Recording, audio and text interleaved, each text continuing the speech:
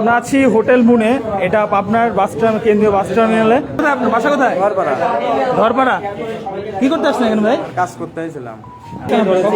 আমরা শুনতে আসছি। আচ্ছা পারভিন, পারভিন এই 10টাতে বাসা তোমার? হ্যাঁ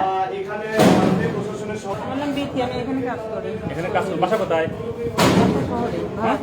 সবাই বলছে যে তারা অনৈতিক কাজ অনেক কিছু করে যাচ্ছে। তো আপনারা দেখছেন বাবার নবীর মায়ের নাম আশা, আর ওর নাম মিম। নাম হচ্ছে মিম। বাসা হচ্ছে চাটমোহর। হ্যাঁ হ্যাঁ মাথা উঁচু কর, নাটক করো নাকি? কাজ করতে এসে নাটক করো। কোথায়? কিছুক্ষণ আগে বললেন আপনি লতিফ গ্রুপের মধ্যে ভাড়া থাকেন। বাজার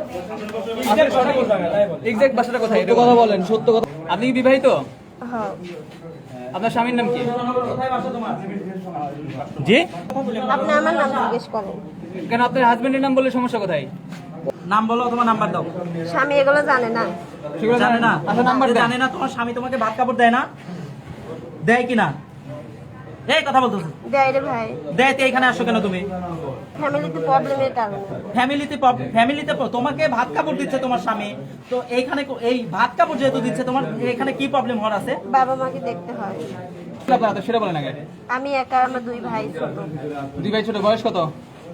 13-14। 13-14 এবং এই কথা বলতেছো না কেন? স্বামীর নাম বলতে পারবো না। কেন বলতে পারবে না তুমি? স্বামীর নাম বলো। এই মুখে থেকে হাতে পারতাম না ভাই, না, তোমাকে বলতে হবে। তুমি পারবে না কেন? পারতাম না মানে এটা কোন ধরনের কথা? তোমার স্বামীর নাম বলো। আমি বলতে পারবো না। আপনি ভাই খেলা দিবেন, খেলা তোমার স্বামীর নাম বলো। পারবো না ভাই, কেন পারবে না? আমি বলতে পারবো না। তোমার স্বামী তোমাকে ভাত কাপড় দেয়, তুমি এখানে কেন আসছো? স্বামী তো আর এগুলো জানে না ভাইয়া। স্বামী জানে না তো তুমি এখানে কেন আসছো? তোমার স্বামী কি কর্ম করে না? তোমার স্বামী কর্ম করে, তোমাকে ভাত কাপড় দেয়, আর তুমি এখানে আসছো। তোমার কি লজ্জা করে না?